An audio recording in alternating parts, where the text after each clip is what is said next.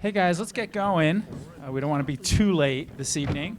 Anyway, my name's Gene Kelly. I'm the faculty liaison at the School of Global and Environmental Sustainability. And this is the Managing the Planet. It's our second one of the semester. In case you missed the first one, you missed a great one. This one's going to be better, though. We have better people this time. Just kidding. Anyway, I have a couple of announcements to make, and then I'll talk a little bit about the format, and then we'll get into our conversation tonight. Tomorrow, November 14th, from 6 to 8:30 p.m., we're co-hosting an event, our Climate Future, celebrating 20 years of climate action in Fort Collins. That's at the Lincoln Center in the Canyon West Room. It's a free event, community booths, live music, activities, free food, door prizes, and a sort of a panel discussion. So that should be sort of secondary to this one. So you should try to go to that tomorrow night. The Lincoln Center. On November 19th at 7 to 8 p.m., the Old Town Library, the Antarctic Lecture Series, which is great. If you haven't been to those before, you should really check it out. The Color of Ice with Dirk Hauptmann, featuring photographs of ice cores from over 200,000 years old. So it's really cool if you haven't seen it. It's a really great group. So tonight we're going to talk about, let's talk about the format. So the format is as follows. I try to shut up as much as possible, and then you ask the questions. So my job ends like right after this. And so what we'll do is we'll do some introductions, and then we'll sort of have a couple of opening remarks from each of the panelists, and then it's open. So you guys can ask anything you want. And since it's climate change, you can almost ask anything you want about climate change, because these guys know everything. And then we'll start and it's a conversation, so you can ask anything. And the only thing I ask is that, or we ask, SoGES, is that you just tell us who you are. Just tell your name, and if you have an affiliation, it'd be great. Or if you want to plug something, you can plug something. If you have a business, or if you want to say something, you have the mic. As long as you don't insult me, you can take the mic. So anyway, so that's kind of the format and the way it works. We'd also like to have you, if you haven't before, sign up on our mailing list. Or you can go to sustainability at colostate.edu, and that'll get you to the SoGES website, and you can sign up there. But you should sign up for our website or our email list, and you'll get all the events and see all the great things that are going on campus. And so I encourage you to do that if you haven't done it before. Okay, so tonight we're going to talk about climate migrants. How climate change is shifting the global demographic. Okay, so a really interesting topic and very broad. And I'm going to introduce my colleagues and panelists, and I do it always by alphabet. So Edward, you go first. So Ed Barbieri is a university distinguished professor in the Department of Economics, and he's a senior scholar at SoGES. His main expertise is in natural resource and development economics, as well as the interface between economics and ecology. He's consulted for a variety of national and international and non-governmental agencies, including many UN organizations, the World Bank and OECD. He's authored over 300 peer-reviewed papers and book chapters. He's edited 24 books, very scholarly. He's a fellow of the Association of Environmental Resource Economics, and he is ranked among the highest environmental economics globally in his citations, over 50,000 citations. Jeez, why don't you and I write a couple of papers together? That'd be great. Get my citation up. That wouldn't help me. Anyway, next, my colleague Amy Charcot. Amy is a professor of plant pathology, and she's also the head of the Department of Bioagricultural Sciences and Pest Management. Her main research is to look at bacterial pathogens and their effects on potatoes. She has a broad range of interests. She's also looking at how do we detect pathogens on potatoes. Her lab also is interested in other high-impact potato pathogens. She's currently working on projects related to virus resistance and detections in potatoes. So Amy, welcome aboard. Thank you.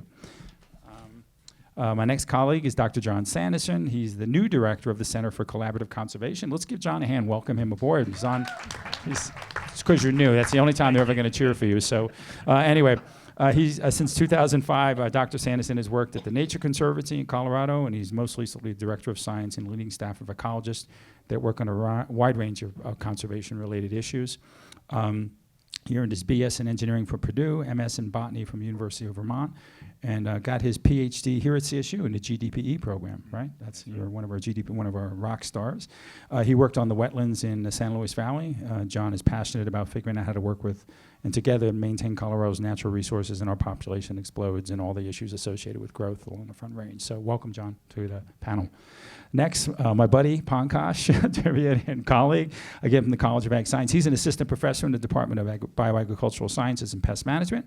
His main research goal, he's into this microbiome stuff. And so anyway, his interest is looking at the interactions between microbiome and the plant environment that influence the health and productivity of managed and natural ecosystems. He looks at system level understanding of plant microbiomes in his research, and will develop computational tools and models and a host of microbiome models that enable plant breeders and plant ecologists to predict the beneficial interactions and improved yields and plant resistance to changing environments. So welcome along, Pankaj, to the panel. Okay, so anyway, so that's the introduction. That's the excellent panel we have. So I'm going to let each of our panelists have a couple of minute or two to just talk about what they're currently working on related to climate change or whatever. So why don't we start with Ed? You want to give us a kickoff, Ed? Sounds good. Thanks, Gene. Yeah. Before I mention my work, I'd like to make a couple of general points about climate change and migration of people, which is where I focus. First of all, let's be clear. Climate change is already driving global migration. And there's already lots of international interest in this. Here in the United States, the Government Accounting Office released a report that said that the U.S. government must take seriously the impacts of climate change on global migration.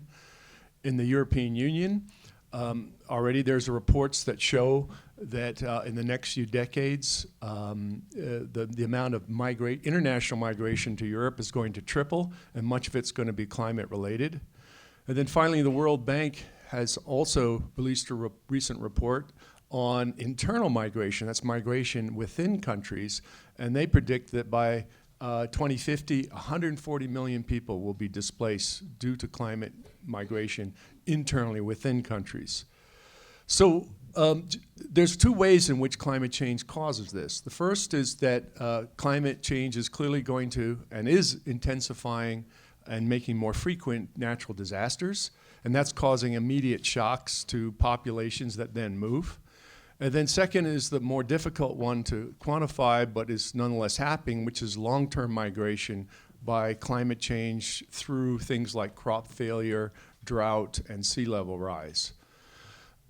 And now globally, the most vulnerable populations are in two areas. One is coastal areas, obviously, particularly with respect to sea level rise and natural disasters. The second global population that's under threat are populations in less favored agriculture areas. Those are areas that are marginal for agriculture and where some of the poorest people in the world live. My work is focused on both these patterns. And to give you an idea of the numbers, in low elevation coastal zones, these are areas that are less than 10 meters. In rural areas of developing countries, there's about 250 to 300 million people who are desperately vulnerable and very poor. Equally, in less favored agriculture areas of developing countries, there's about 1.6 billion people. But this is not just a developing country phenomenon. I mean, around the world in coastal zones, generally by coastal zones we mean areas within 100 kilometers of the coast. 40% of the global population is located there in cities, rural areas, and they're all areas and populations that are going to be affected by climate change. In this country, it's about 29%, which is about 87 million people. So 87 million people in this country, 2.4 billion people globally, they're living in these areas that are going to be affected by climate change. And then the last point I'll make is that this is an issue about wealth and inequality as well. The people who can adapt, who can move, who can migrate, and to adjust are going to be wealthier, and the people who are most vulnerable are going to be the poorest. And those numbers are getting worse. So climate change, global migration, wealth and income inequality are all tied together. Okay, Amy? It's a hard to follow that. Oh, well. So my name's Amy Charcot. I work with potatoes. They're the most important, one of the top 4 most important food crops in the world, and they're grown on every continent where there's agriculture. So my research group's interested in potato diseases because you can have really devastating occurrences of disease that can impact both whether you have seed to plant the next year and whether you have food this year. So plant diseases are impacted both by climate change and global trade, are 2 of the main things that cause plant disease to move around the world. And their impacts can have drastic effects on migration, right? So when a pathogen migrates to a new area, the people often migrate out. A lot of us are probably here because of the Irish potato famine, right? And so we still see these events happening. A lot of unrest in the world. When you trace back what happened, it's often exacerbated or caused by famine, and often that famine is caused by a plant disease or an insect problem. And so those are where my research interests are, is how to manage those problems. Climate change also impacts this because both different diseases occur at different temperatures. There's sets of plant diseases that happen at cool temperatures. There's different sets that happen at warm temperatures. And so, for example, plant breeders are working on diseases that were important maybe, this year and 10 years ago. And so how do they prepare for the future? Plant resistance is also impacted by temperature. A lot of plant disease resistance genes break down once the temperature gets above 36 degrees Celsius. So I don't do Fahrenheit very well, but. And then the other thing that I'm interested in, my job's got both research pieces and education pieces. So our department's working on a new degree program, so an undergraduate degree in agricultural biology, and our hope is that we'll help students understand agricultural systems and how all these systems work together to help us do a better job of producing food and also protecting our natural environment. And I see this is also a contribution that we're making to help us deal with climate change, is preparing students to understand what's happening. Thank you, Jean. So first, my caveat, I'm in week 8 of my new job. So when Jean asks me, what are you doing? I can say, I don't really know yet. Check back in a few months, moving in, decorating my office. So I'm working for the Center for Collaborative Conservation, and I now direct that at CSU. And so our topic is conservation, which I've actually been doing for more than 3 decades now, across the U.S., but especially in the West and especially in Colorado. And when I started in this business, conservation was about so it was about protecting nature, protecting species and ecosystems, and the main tools for doing that was setting aside nature preserves and keeping people out of them. And we've since realized that it's a lot more complicated than that for a whole bunch of reasons. And we've also realized that conservation is every bit as much about people as it is everything else in the natural world. And so at the Center for Collaborative Conservation, the conservation piece is about taking care of our land and water and the species and ecosystems it supports. The collaboration side is figuring out how we work together. The interesting thing about conservation is that every dimension of it is affected by climate change. The people dimension of it, the nature dimension of it. And to put a fine point on Ed's comment that climate change is affecting dynamics all across the globe, one of the things I like to remind all of us in this room is that it is already affecting all of us right here in Colorado, and in fact, right here in Fort Collins. So if you've been here since 2012, then you got to experience the smoke of the High Park fire that burned about 87,000 acres west of town. You can, of course, still see this looking right west of Horsetooth Reservoir. You can see those burned trees from the High Park fire. And that's just one example of how we know it's well documented at this point that our fires are bigger and more severe than they were 30 years ago, and that a substantial causal factor in this change is the fact that Colorado is 2 degrees warmer than it was when I moved here 25 years ago. So we're experiencing it right here. And High Park, by the way, when that happened, the city's water supply, half of the city's water supply became unavailable. That's the Poudre River. So if you care about this, then you care about climate change, because, to protect this, we have to protect our forests, which are a key part of our water supply system. Forests, water is another one, really big deal here in the West. So to bring it to the topic of tonight, migration, one thing that really surprises me, and I'd love to hear other thoughts about this as we talk for the rest of the evening, is that somewhat ironically, even though we are very much affected by climate change here in Colorado, we are experiencing an extraordinary influx of people. I think many of these people moving to Colorado are the privileged, wealthier people that Ed referred to, who have a choice. At the same time, just today, there was another article that came out about water in the Colorado River Basin, which is in this glass. There's Colorado River water in this glass right now.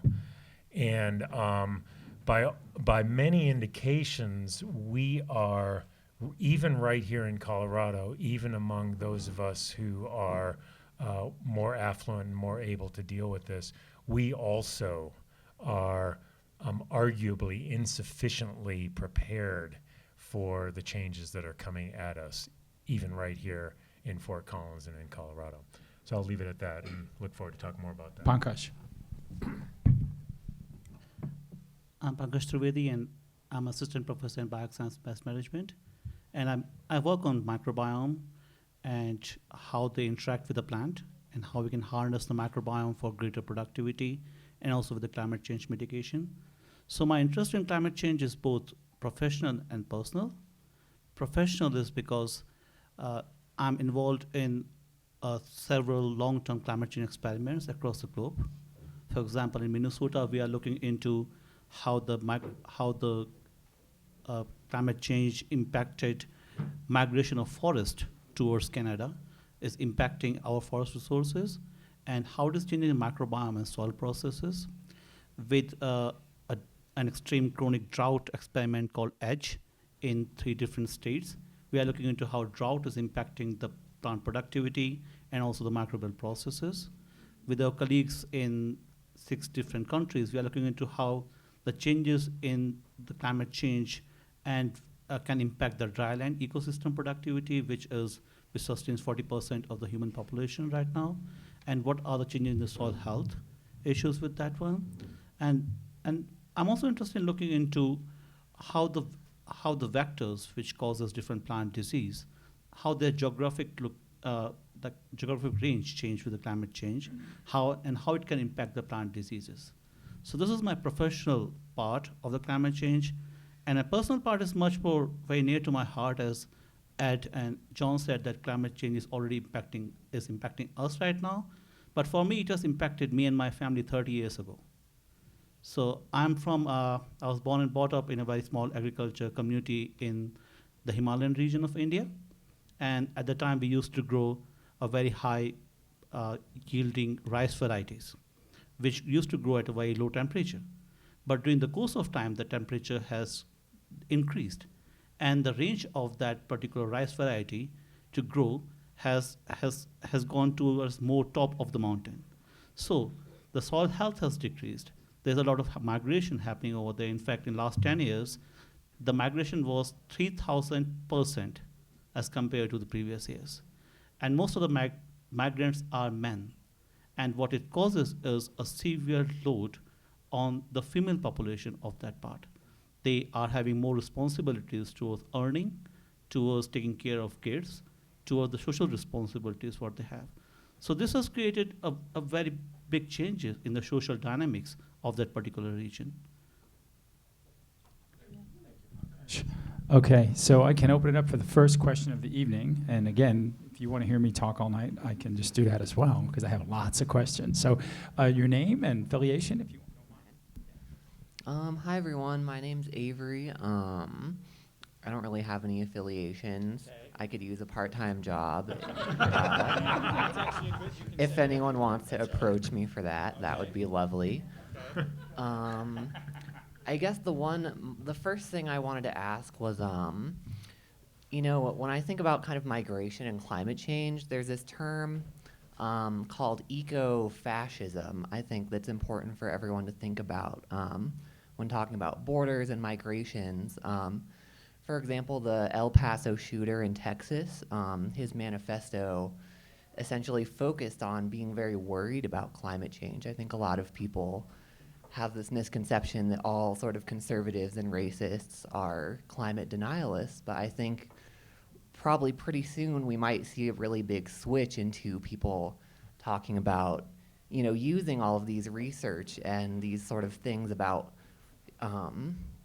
to sort of justify that. And so I guess what I'm wondering is, or I guess I'm just sort of curious in these various topics of your research, if you could address just sporadically, I guess, how to counter people using these facts to justify those sort of things, and I guess what can be done to sort of, you know, counter those narratives, I guess. Yeah. Great comment. Okay, anybody want to try that? You can leave it up to me. Yeah, go for it. Yeah, Avery, thanks very much. That's a really important question, because I'm not one to say that we should suppress scientific research. I think it's the opposite. So I hope that one shouldn't take away from the stories you told about the El Pasos, that we should hide the scientific information. Instead, I think going back to the Government Accounting Office report to Congress in January, they were actually saying we need to be aware of this problem, we need to do something about it, and we need to plan for a future in which climate change does deal with global migration. Even in this country, where we are fairly isolated. Yes, we have a border with Mexico where migration is an issue, but it's a problem that's going to stress all countries and societies, and it's a problem that we have to start thinking about, and there is no quick and easy fix to it. I'm worried myself personally. I share your concern that if we don't, as a society here and in the rest of the world, start thinking carefully about this problem, then people are going to take their own actions, and they're going to be scared, realizing and frightened, and use it as propaganda and to do all sorts of harm and violence and civil conflict to justify whatever nefarious causes they espouse, because there's no sign that governments and people are addressing this issue. So I think it actually calls for more thinking about how do we deal with it, not less, to prevent the type of actions that you allude to from occurring. That's my position. John. Yeah, it's a great question. Just a couple of thoughts from this perspective of collaborative conservation. One is that in this topic that I'm now working on, thinking a lot about power structures and who has power, and how we use that power, how that power is yielded.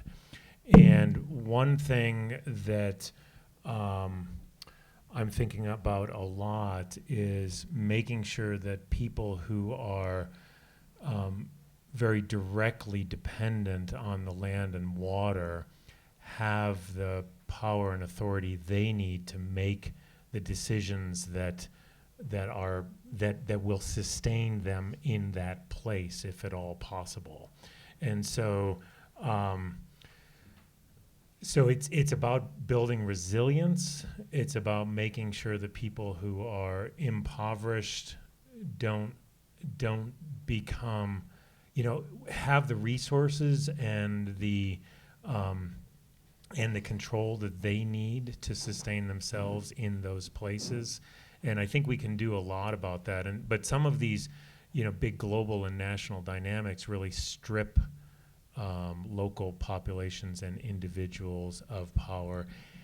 And incidentally, a source of knowledge that is in many places as important as what we refer to as Western science is the local knowledge and the indigenous knowledge, which is something that I think even right here at CSU, we're still grappling with. How do we acknowledge and incorporate indigenous ways of knowing into our very European science-driven model? And we don't really know how to do that yet. But I think thinking about these power structures is in all the different ways they manifest and sort of breaking them down in a way where we can build local resilience is a really important piece of this broader topic that you're referring to. Okay, great. We have a question over here.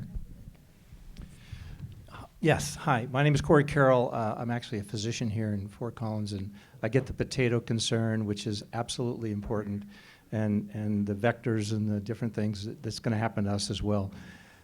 So I guess the elephant in the room, in my thinking, is the humans on the planet, and it's great to be aware of cultural issues in this, but I think if we don't figure out a way of limiting the number of us, we're going to lose this battle. And if we can develop some strategies, I think our potential for success will be much higher. So how can you help me navigate that difficult concept of, population control, birth control, issues of that, female education, et cetera? Anybody have any thoughts on it? Okay, John, go for it. Or I'll start us just quickly. I'll get you guys. So I'll just very succinctly lift people out of poverty and support women. We know both of those things lead to Yeah. the kinds of outcomes around population you're alluding to. Anybody else? No, that's. Okay, yeah. I mean, yeah, okay, let's get a couple questions here. My name is Rico. I'm an investigative journalist. I was just curious if you guys think that climate migrants serve as scapegoats for the fossil fuel majors.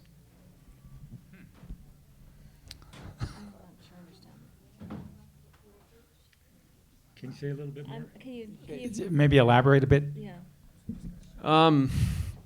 Just how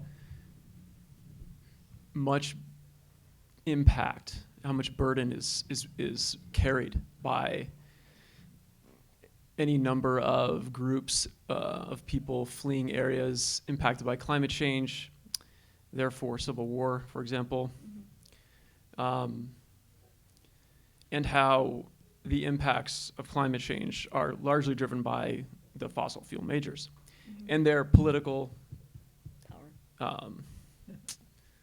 infiltration of governments, and lack of consequence. So I'm wondering how you think, or if you think, there is a connection there between, for example, build the wall type folks who think that, how many refugees are we going to let in? How many, when you have a lot of these folks are being driven by hegemonic U.S. dominant policies influenced by fossil fuel majors, and how that the climate migrants therefore might serve as scapegoats again for the fossil fuel majors. Okay. Nobody still wants that question. So, well, good. Yeah, but go ahead. Yeah. I think that let's step back a little bit and say a couple. First of all, I don't like climate migration to be a scapegoat for anything.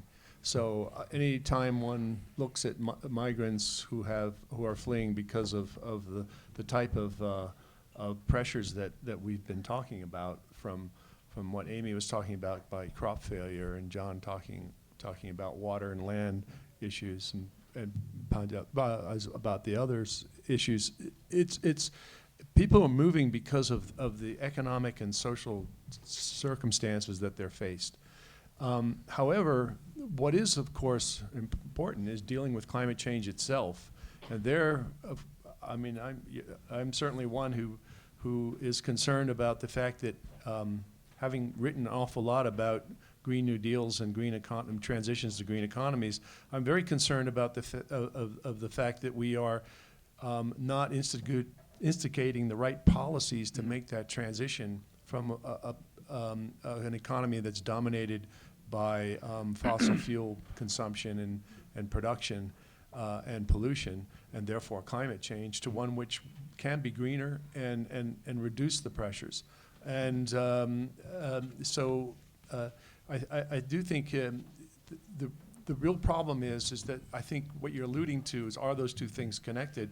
And I'm extremely worried that if we don't make the transition to a greener economy, one less dependent on fossil fuels, and the climate migration problem gets worse, which it will with climate change, that the two will suddenly, climate migrants will become scapegoats, and we will start to see more of the type of policies that are anti-immigration, anti-migration, whether it's international migration or whether it's internal migration. Mm-hmm. So keep in mind what I said to start with. Not all the climate migration is going to be across borders, although a lot of it will be. Right. A lot of it will be within countries, and we're seeing that already, even in this country. Right.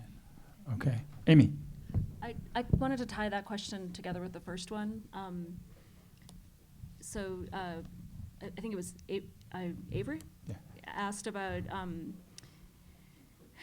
science being used for nefarious ends, and that's nothing new, right? Evolutionary studies have been used to exclude women and exclude people by race. So we've seen that these things happen, and we can still go out and get the information and fight against those ends. We've seen what you're talking about, too, on a much smaller scale with the tobacco industry. And I think looking at what happened there and how research was brought to light and tactics were brought to light might be really informative. I've talked some with the people that worked in those areas and their ideas on how you make changes when you're one or two people. And there's a lot written there that might be helpful. Right. Yeah. Great. Okay, question over here. Do I have to stand up? No. Well, it always helps. It'll help. Okay. Hi, I'm Sue Ellen Klein. I'm with Partners for Peace. So both of these, several people have alluded to the notion of what's lacking is the idea of how conflict interacts and intersects with these issues of climate change, migration. Naomi Klein understands it, and she talks a lot about the issue of conflict, particularly in the Middle East, where drought is so exacerbated and people are starving and people are migrating. The U.S. Department of Defense calls climate change a threat multiplier. It's very clear to them that climate change is a security threat.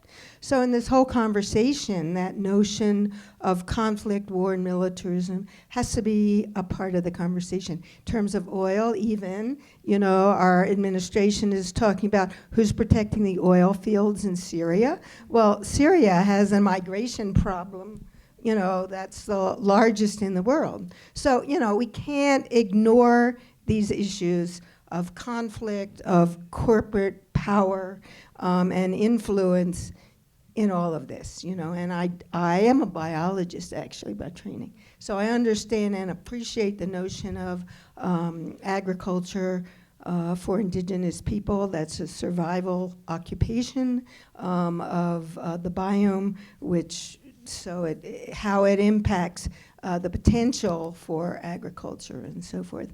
But what's always missing is this issue that other people have raised, that we're raising this evening. Anybody want to comment on that? No? Okay, good point. Thank you, that's great. Okay, let's go over here. I'm Cindy Conlon. I work in the CSU's Office of International Programs as an immigration specialist. And I'm also a volunteer with the Foothills Unitarian Church. We're doing a program trying to get asylum seekers out of the detention center in Aurora by finding host families. So right now the asylum law internationally is based on refugee conventions from 1951, 1967, based on like Holocaust refugees, World War II refugees, and so they've got very narrow definitions of what a refugee is, and climate refugees are not included in that definition, and so people fleeing right now because of climate change are being denied asylum, and there's no legal path for them to enter the United States and be here legally. And so I'm interested in your thoughts about how to deal with that, like how we can change that. Wow. Okay, so yeah, because climate refugees, we were talking about that 8 or 10 years ago. Now you can't use the word anymore. Well, they're not refugees; they're just migrants. So anybody sort of have any thoughts about that, or, you know? I'll go ahead. Go ahead. Yeah, I mean, that's a great problem, a great question. And first of all, thanks for the work you do. It's very important. You know, the problem with climate is I think the previous question nailed it. Climate is a multiplier of problems, and it interacts with so many other problems. It's very difficult to actually determine whether climate caused the migration, someone to move, but clearly it is doing it. So, for example, I know I used to work in an area of northern Nigeria for many years, on and off, and many of those people are living right below the sub-Saharan desert and semi-arid, and they're facing all sorts of problems, and they're clearly people from that area are part of the diaspora that's going to Europe, do the hard trek from that part of northern Nigeria across the desert to Libya and northern Africa, and then across boats to Europe. And you imagine doing that, the cost of that, the hardship of that. And when they are interviewed, and many of them are interviewed, and when they get to Europe, they're asked, why did you leave? Why did you leave? And basically, the reasons they give are things like conflict. You know, there's fighting. My family's under threat. My crops failed. There's not enough water. That's what they say, but you can trace it back to climate change if you want to do a little more digging, but that's not how it comes across. So that's what I think the previous speaker was talking about, how climate change may be the underlying cause behind much of it, and it's really difficult to trace it out. We're just starting to learn how to do that. And then on top of that is the problem is that our existing laws on asylum and refugees status, and as Jean pointed out, we can't use that term anymore for climate migrants. It's inadequate. It's for a period of time where there was a very clear cause. It was a particular war or conflict or economic problem, a disaster that led to this particular person or family migrating. And so we could say, okay, the cause was this, we can therefore grant this person asylum. It's really hard with climate. Okay, John. Yeah, just so I was a Peace Corps volunteer in Mali back in the late 1980s. Also sub-Saharan Africa, also a very large population, just, just trying to make a living out of the ground. 90% of the population is just subsistence farming, still to this day. And I was very, very good friends with the Dogon man, the Dogon are from northern Mali, and still in touch with him and his daughter via WhatsApp, which is kind of an amazing thing as well. But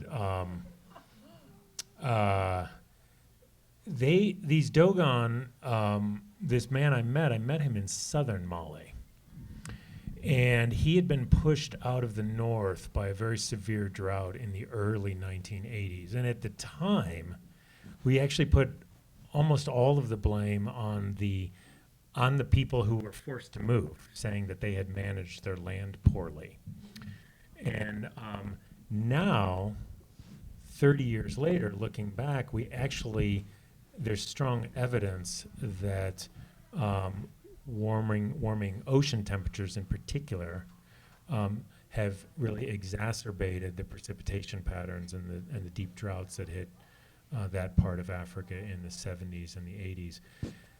But this question, the question that Ed was speaking to, and you're kind of speaking to as well, is this question, the term we use is attribution. It's really hard to attribute things to climate. And I think it's going to remain a real challenge to say climate caused this. Because what climate does is it makes problems we already have worse. And so I might suggest that, you know, really maybe we don't try to pin it on climate per se, but we continue to focus on those root issues that we're already talking about here, which is poverty and conflict and all of these other things that are exacerbated by climate. But so we continue to focus on those things, but recognizing that the change in climate is definitely a really important contributing factor to these dynamics that we're already grappling with. Great. Pankaj.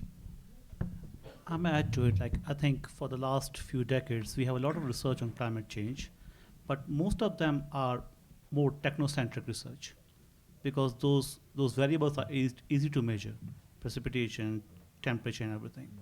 What we haven't looked into properly is into the social dimension of the climate change. How is it impacting families, and how it is impacting the social structure of a community?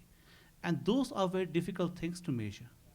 And that's why, because we don't have much information on that aspect till now, then it's hard to make an argument. And so now we have to tie up with what we are doing with the research into the technical side of things, but also look into social dimensions of climate change. Great. Okay. Question over here. I'm Jan Peterson. I'm an architect here locally. I'm concerned that I believe scientists are really good at pointing out issues. Scientists tend to be very focused, very narrow issue that their particular discipline is concerned about. Mm-hmm. And yet the problems, as we keep hearing, are much broader than that and interrelated, networked, as it were. And one thing affects another thing, and the solutions are not really going to come from scientists. They're going to come from policymakers who need to tie all of this together. So how do we get the policymakers to understand the science and the need for an interconnected solution that crosses disciplines? Amy? I agree with you 100%. I've worked some in trade policy for agricultural trade, and science is like a tiny piece of why those decisions are made. I think it has to be a large team effort. It has to include social science. It's a piece we're often missing when we talk about these issues. But we can't expect science to solve the problem either, right? We can provide the data so that the decisions are the best possible decisions. We can provide useful technologies that hopefully are used in good ways, but it can't be the solution, right? It has to just inform. Yeah, I think we all agree with you on that. Comment, Ed. Yeah. Thanks a lot, John. As an economist, I work an awful lot on policy choices and options. And I'd like to bring in a little bit of my research here, if you don't mind. I mentioned in my introductory remarks that two areas of work I've been looking at is the concentration of people in developing countries in less favored agriculture areas, and then also people in rural elevation coastal zones, and these are the most vulnerable to climate change, and they're the ones who are going to move and migrate internally or internationally quickly. And what I've been trying to get policymakers to understand is that these areas have always been and will be poverty sinks. They're like areas where the poorest people are going to be forced into, and as a result, the areas are vulnerable. And generally, the conventional policy approach is to say, oh, well, we need to move these people out of the areas and move them to cities or medium towns. And the alternative is to say, well, no, we have to invest in the people, because where are they going to go? How can they become more resilient, more sustainable, and how can they resist changes like policies like climate change and just generally lift themselves out of poverty? And there's two reasons for that. One is because of the whole climate change, migration, and stress on economies. The other is that some of the research I've done has shown is that the more people who are concentrated in those areas, the harder it is for the country to reduce its overall level of poverty and develop. And the second reason is that by lifting these people out of poverty, you're actually making progress and you're making them more resilient so they can start making choices. If it's right for them to leave and move, they can do so, but then they will have the assets, the income, the wealth, and the knowledge and the education and training to be able to do that. And it's about livelihoods, relieving poverty, and so forth. So there's some success in doing this. There's more and more people who are saying this. But it's hard to change policy, but you have to keep using the science to do that. Okay, question over here. Oh, okay. Hi, I'm Claire. I'm a student at CSU and a member of the Navajo Nation. And my question is, how do we get to a place where, after hundreds of years of colonization and the damage of indigenous knowledge of the landscape, how do we get to a place where we can utilize that and respect it to fight climate change? Okay, anybody? Okay, start on that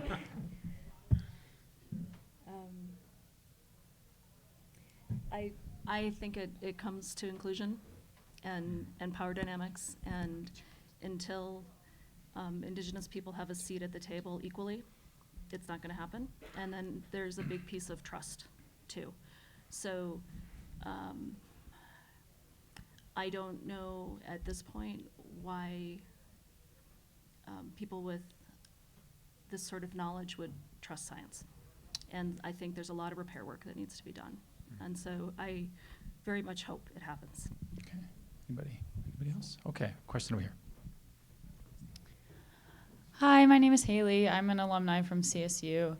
I'm really interested in urban agriculture and local food systems, and I know you guys have talked a lot about how decreasing yields and agricultural fertility will motivate climate migrants. Could you speak a little on how this is going to impact the urban foodscape, local food systems in and around urban areas, and population dynamics within those cities? Okay, who wants to take that? Go ahead, Pankaj, yeah, go. Great question. and so how we are trying to tackle this is through innovations.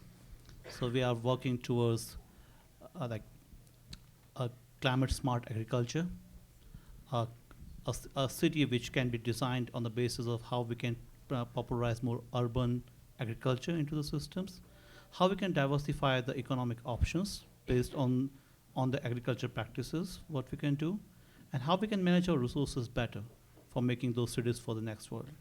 So it's about a question about how we adapt to the things what we have been into now, and how we can change our cultural practices and how our livelihood to based on what we are facing right now. Mm-hmm. So my take on this one is through innovations, and through more, and those innovations can lead us to adapt into the systems, and that's why we can make the better cities for tomorrow. Yeah, I mean, this idea of this, you think of the migration you could think of two extreme cases, right? You could think of sort of a situation with Bangladesh, right? Something, we have some events, and then they're all going to sort of flee to India or wherever, right? And then the other one would be, you know, the kind of the chronic droughts we've had in sub-Saharan Africa and the attrition. But, you know, nonetheless, I mean, Ed, you would agree, right, that the population's demographics are telling us that the world is highly urbanized now, highly urbanized. And so that has to, I mean, this idea of our food systems has to sort of take that into effect, that, you know, you're not going to drive 400 kilometers to go get your food anymore, right? So anyway, but I mean, maybe you can comment in terms of, like, you know, what is the, of the science being done? Are you more worried about the monsoons in Bangladesh, or is this slow, sort of chronic sort of migration of people? I mean, there are two different cases, right? That, and how do you prepare? Like, how do you prepare for any of that? Yeah. Okay, come on. I asked my first question. Nobody's going to answer it? All right, Gene, I'll indulge you since you asked your first question. Well, those are the two aspects of climate change. The more abrupt effects that you get from more intense and frequent natural disasters, and the long-term implications of sea level rise, droughts, crop failures, and so forth. And bringing in urban areas, yes, we have become more urbanized, but the fastest growing cities are not the large cities are growing enough, but it's the medium and the smaller size cities that are really absorbing the fastest growth. And getting back to the question that Haley said, is that it's urban-based food systems, or peri-urban, which is areas right around cities, are incredibly important to meet a whole bunch of challenges, including the influx of people into cities. And we will see the internal migration reflect more and more the urbanization trend. Again, it gets back to climate change magnifying or accelerating problems that or issues that we're already seeing. So every place you look where you want to pick on a problem that involves environment and people, and including income, wealth, and poverty, you see climate change lurking behind it, magnifying the problem and making it worse. And we have to consider all these aspects of it. Okay, great question over here. My name's Thanie Dixon. I'm a student at CSU. And going off what you just said about that internal migration piece, when I think about internal migration on a large scale, I particularly think of Indonesia trying to move its capital to Borneo, and what scares me about that is the amount of deforestation and the impact that that would have on such a natural landscape from one of the most densely populated places in the world. So I'm curious, what you guys think about how we prevent these positive feedback loops when we're dealing with internal or external migration, and if that's investing in fixing the places people are instead of moving them, or if it's trying to lower the impact of where they're going. Yes to both, right? Yeah. Go for it, Ed. Yeah. Well, the answer, Thanie, is yes to both. I mean, as Amy just said, whispered in my ear. So she got there before me. She just didn't grab the mic, you know. But yeah, this is all part of the issue. I mean, there are. Let's go back to one of the issues here, which is that 40% of the world's population is within 100 kilometers of the coast. And Jakarta, Indonesia, which is the current capital of Indonesia, is on a densely populated island called Java, which is pretty much all of it's on 100 kilometers of the coast. And I know Indonesia well. I grew up there, and I used to work there as well. And the problem is going to be for many, many countries and cities that have large coastal zones is what happens to the populations, what happens to the cities, and also what happens to certain parts of the cities. So even in this country, this is a major issue, because when you look at most areas that have been hit by major flooding in our coastal zones, generally it's the poorer areas and the less protected areas that are also generally where the poorer populations are in cities and so forth that have been affected by the flooding and the natural disasters. So we have sea level rise that's going to exacerbate the problem, and we have these more frequent and intense storms that are going to cause people to suddenly move. And so we have to think about making cities more resilient. I personally am not a fan of wholesale moving of cities to new locations or capitals, building new capitals out of the jungle. Brazil's tried it. Nigeria's tried it. Indonesia's going to try it. It's generally not been a great success. But at the same time, I think what we need is more systemic policies, long-term policies to think about investing people who are vulnerable to climate change, and also where those people have to move and where they are moving, making their migration a little much more easy and beneficial to those who are doing the moving. Okay, question over here. Hey, good evening. My name's Teresa, and I'm an environmental scientist with a not-to-be-named federal agency. And we've been talking about climate change since the 90s. And it was a time when people that talked about climate change were laughed at. And over the years, what I have really come to the conclusion about is that we need the science, we need the policy, but more than anything, we need the story.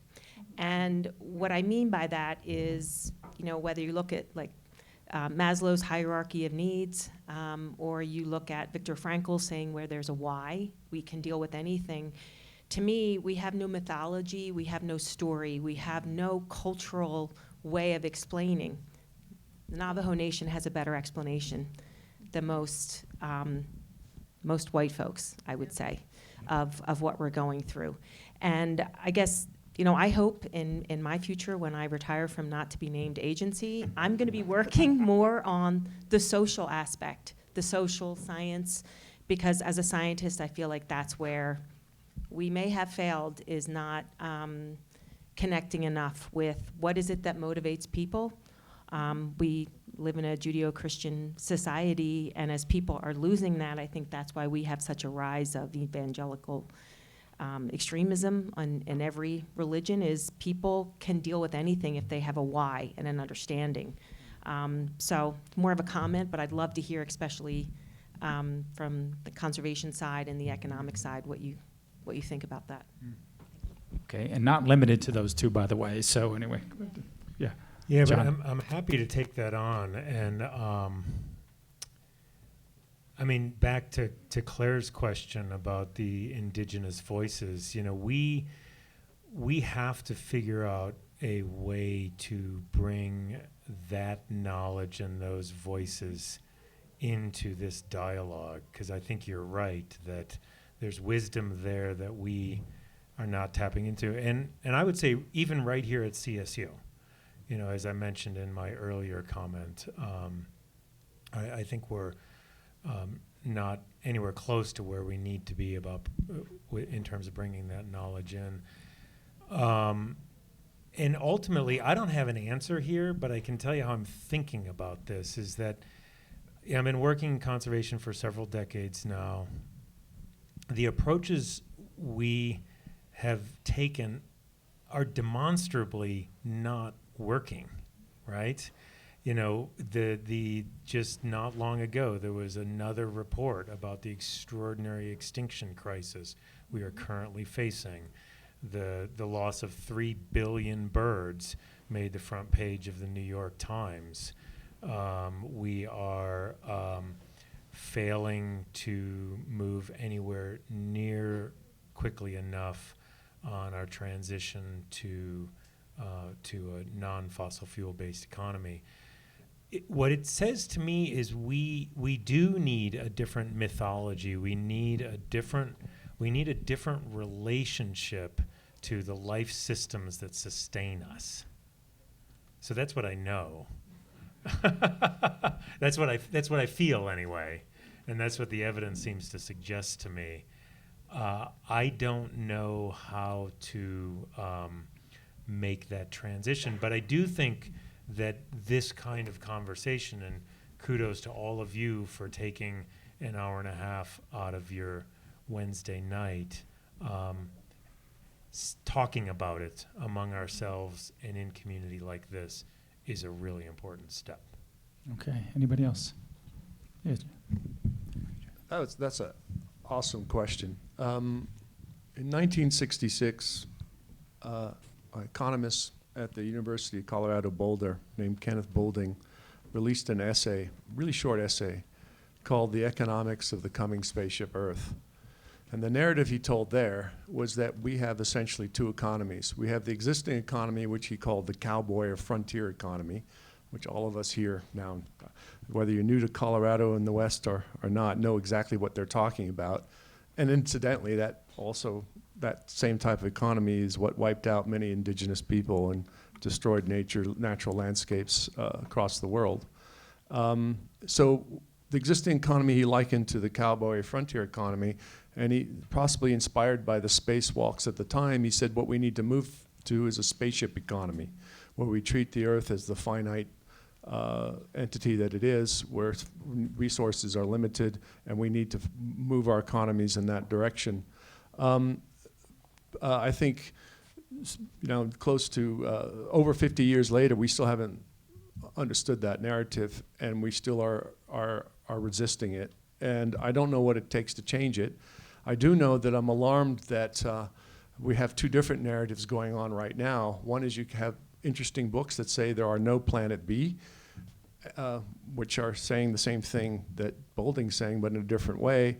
And then you have other people, other individual wealthy people and entire nations planning to put people on Mars to create a new planet B in case things go wrong here, I guess. I don't know.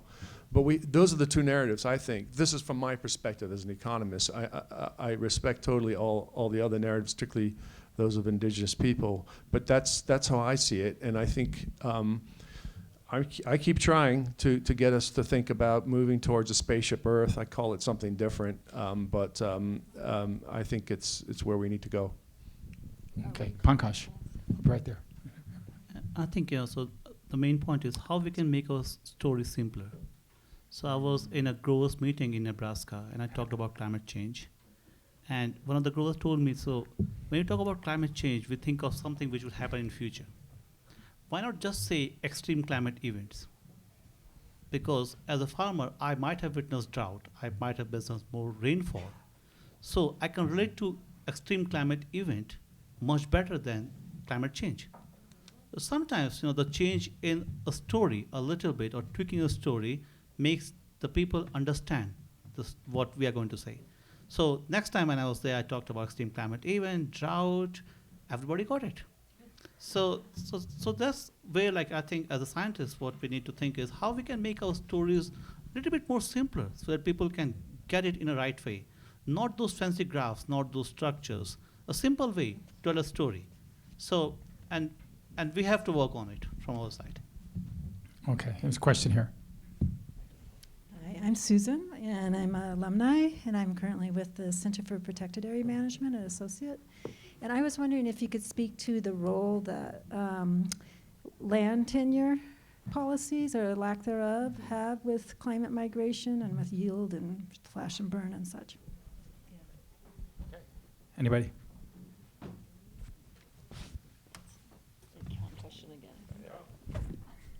I'll try.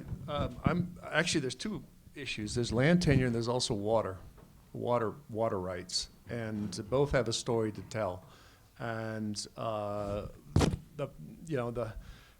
real issue, let's take sub-Saharan Africa with respect to land. Most of the land rights in sub-Saharan Africa are customary land tenure. They're not recognized under laws as official land rights, but they are respected. So that's a real problem when it comes to land use conflicts and so forth, caused by climate change and forcing people off the land, appropriating the good quality land by large interests, commercial interests. That drives a lot of the problems, and climate change makes it worse. And with water, there's of course a major issue in this western region as well as in many places of the world, which is that 70 to 80% of the water is used for agriculture, yet most populations in this country, 3% of our population is actually engaged in agriculture. Now, agriculture is really important, but as we move towards a more scarce water world and a world where climate change is making that scarcity worse, we have to think carefully about, do we really want 80% of our water going just to agriculture? And in developing countries, as we've talked about earlier, as populations become more urban, there's more development, there's more efforts to reduce poverty. Again, can we have a world in those countries, water completely retained by just one sector so dominant? So these are really big issues: land tenure and water rights. Okay. Question here.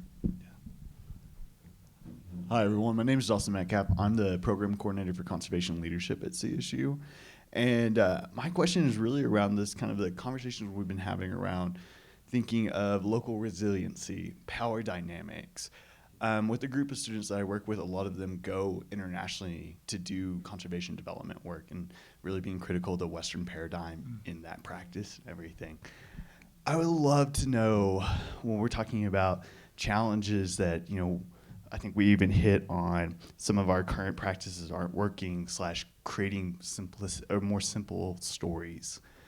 I would love to know what solutions are working right now and how do we implement those and kind of enhance and elevate those stories so that we can create students that are feeling empowered to go out and make these changes. I think maybe we could all hear a little success tonight on the front and everything too. So I'd love to hear any kind of research, just any kind of stories that you might have around that.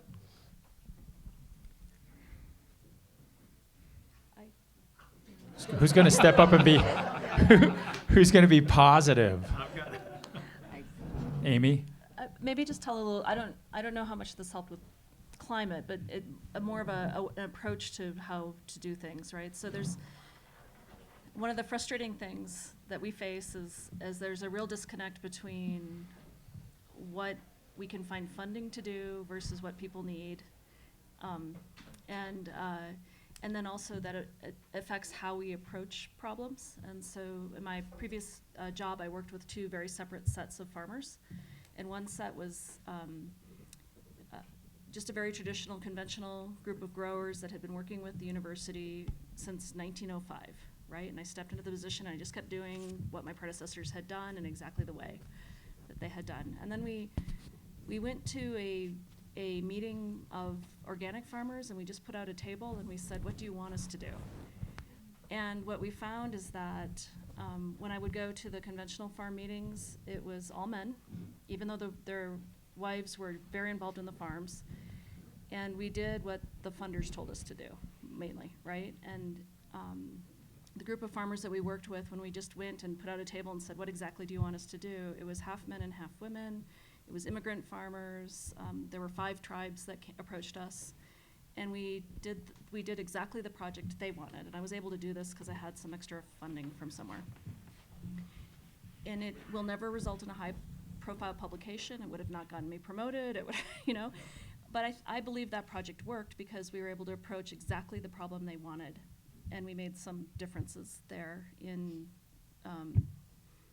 food production for communities that the university hadn't been serving. So I think, so it's not going to be great international stories like you might be able to tell, but just going and finding, just literally that table made all the difference. I've done work in Egypt and Morocco as well. I was there the week before the Arab Spring hit, which was eye-opening.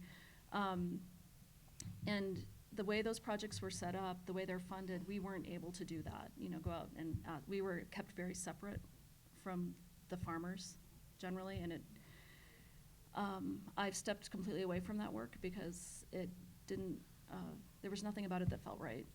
So, and it was hard to have any success.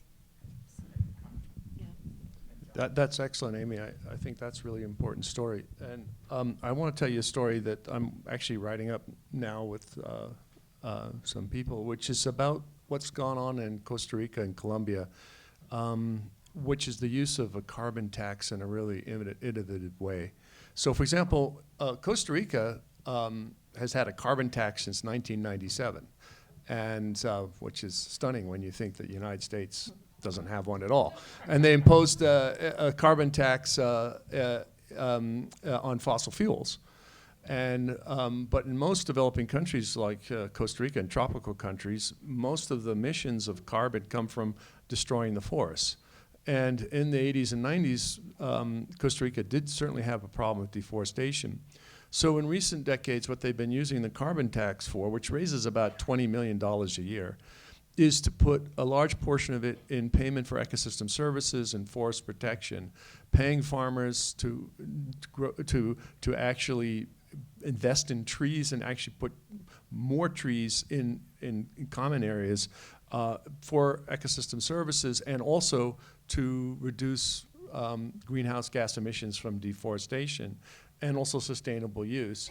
And it's working. It's part of the reason why Costa Rica has made a transition from a deforesting country to one where their forest areas are increasing. Landowners are getting some money for this, and it's become a success story. Colombia 2 years ago has adopted the same thing in 2016, and they did it after the end of the long-running civil war. And they use their carbon tax, and that raises about $100 million a year. They use 70% of it to implement the peace agreement, which involves resolving the conflict with the region and the FARC guerrilla movement. But 30% goes again for forest conservation, nature-based climate solutions, investing in ecosystems. And I think this is a model that that myself, Conservation International, and a few others are saying this is something that developing countries have to think about, is a large-scale, a double-win strategy, reducing fossil fuel use through a carbon tax, using the revenues in a sustainable way to reduce the main cause of deforestation, of greenhouse gas emissions, which is often deforestation. I'll just give you 2 snapshots of research what we are doing right now. So we have developed a drought-tolerant microbiome, which when applied to the plant can reduce the water use efficiency by 50%. And we are working with a few groups in Bangladesh. So because of the tide events over there, the salt concentration in the soil has increased to a level that it was not able to grow any plant over there. So we have developed this another consortium of microbe which can allow the plant to grow in very high salt concentrations. So this is my take on the microbiome. Yeah, so I think you raise a really good point about where's the hope in this, right? Especially for young people, which we know our teenagers are experiencing crises right now, like personal crises.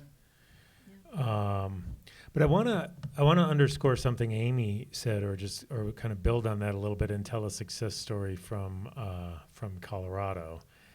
I think our model of Western science and our model of Western progress is it can be quite extractive. It can be quite, it's very easy to walk into a situation knowing we have the answer, whether because I'm a PhD academic or the funder knows what the answer is. I think, one lesson I think that's really worth, one notion that's really worth paying attention to is just the simple idea of listening. Listening and then co-creating and co-implementing. It's hard for me, I can say personally, because I just want to do shit, I just want to get to work and fix the problem. Yeah. And of course that's that's my issue. But I think this manifests in a lot of situations where we come in with the answer. We got a grant deadline. We've got 2 years to do our master's project, or maybe 5 to do our PhD project. And listening takes time. But an example of this, it's a real positive story that I'm super thrilled about, is still happening down in the Upper Gunnison Basin, around Gunnison and up towards Crested Butte. And this was something that I was a part of at the Nature Conservancy for more than a decade, where It actually started as, well, we need to be doing something around climate adaptation, not even really sure what it was. We happened to put the exact right person in charge of this project because she was just a beautiful listener to what the community wanted. And we started with co-creating a vulnerability assessment. And it took 2 years to finish that vulnerability assessment. We had agency people, we had nonprofits, we had ranchers, we had water managers, wide range of voices working on that.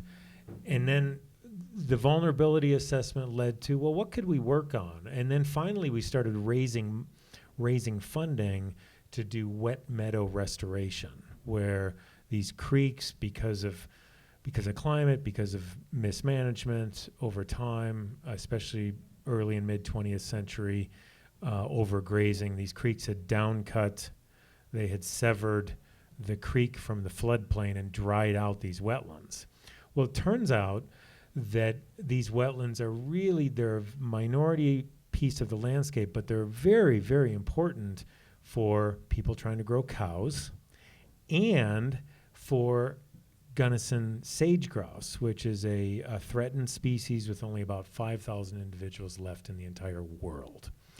And fast forward 10 years, there's still a thriving project going into these places and doing very simple, low-tech work with a lot of volunteers to reconnect these streams with their floodplains. My favorite part of this story is that this began as a nature project and a conservation project, and the ranching community rose up, pretty strongly. And I think it was about 2009 or so when the Gunnison sage grouse was listed, maybe a little bit later than that.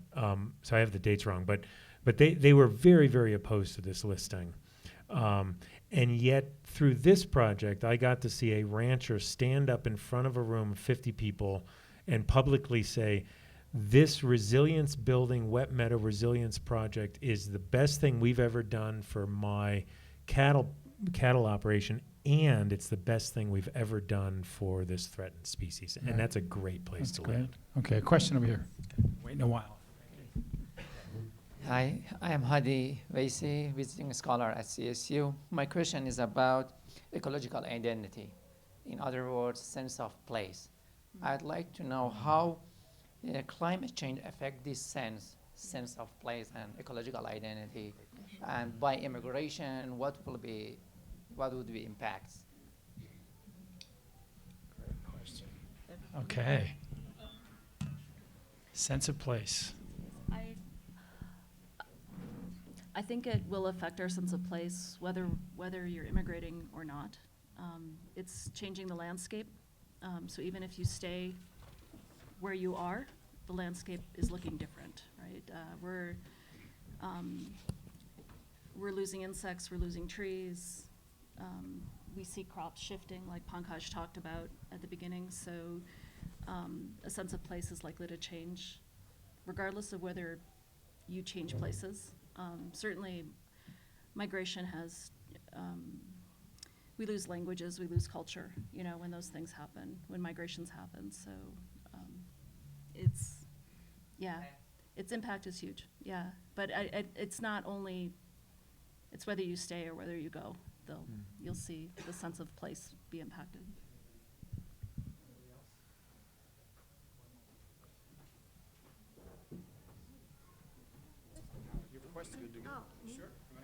Yeah, I'll go.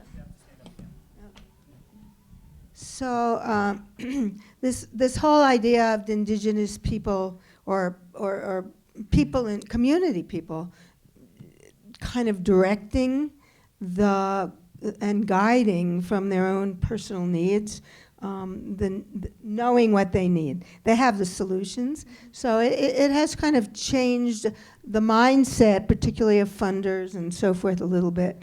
But I think when we look at larger global policy, we have to look at things like the World Bank, the International Monetary Fund, that has something called structural adjustments that require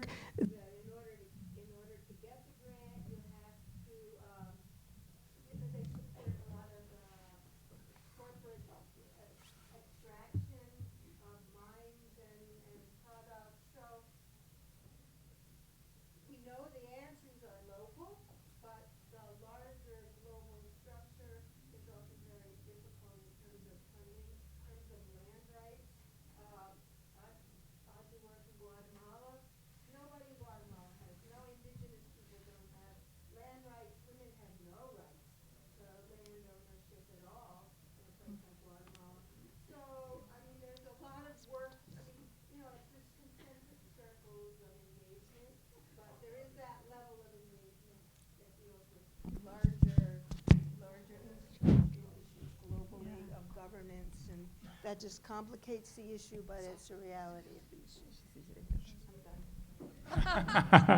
Okay, questions? Okay, I have a question. So, you know, like, one of the things that I think we have to work on is patience.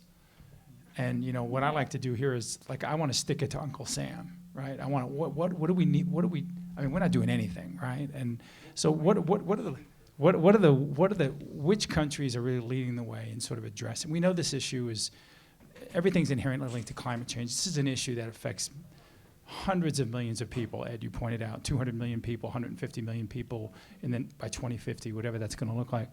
So what do we do? Like, I mean, do we just point the finger and say, well, the government's going to take care of us? Or how do we, it seems to me that every story you've told has always been sort of a grassroots sort of thing, something that you guys have initiated at the grassroots level. And I'm wondering if, you know, if we're just, the way we're addressing this is really wrong, taking this on. So just a few closing comments about that. You know, how do we move this forward? More research, or what do we do?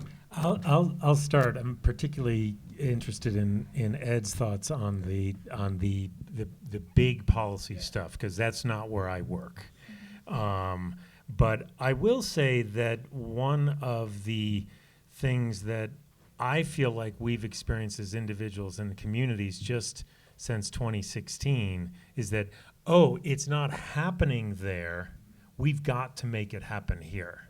And what we are doing right here in Fort Collins is awesome.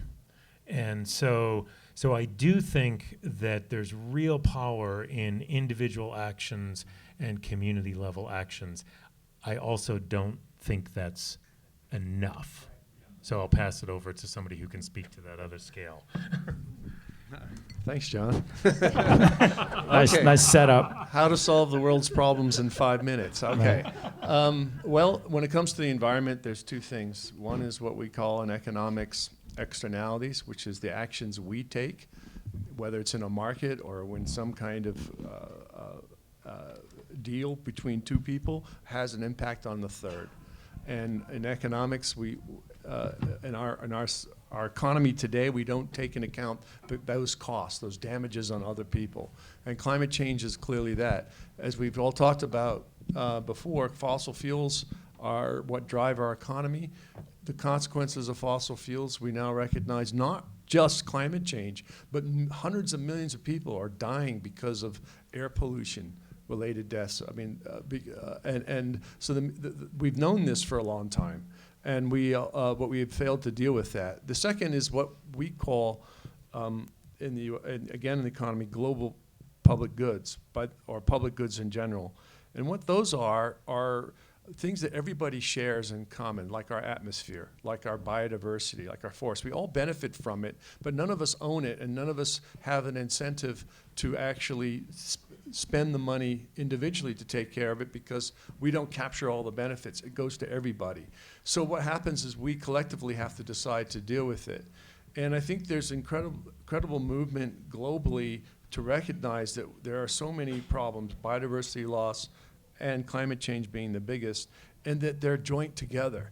And it means that we have to deal with it. We have to be prepared to pay perhaps a little bit more to move ourselves from dependence on fossil fuels away from it, so we can address the climate crisis. That means taking into account things like carbon taxes and more environmental regulations to control the pollution, and also managing our global forests, our coral reefs, our coastal wetlands that are protecting many vulnerable people from natural disasters, and so forth. Those important natural environments that do so much good both for people as a whole and for our economies.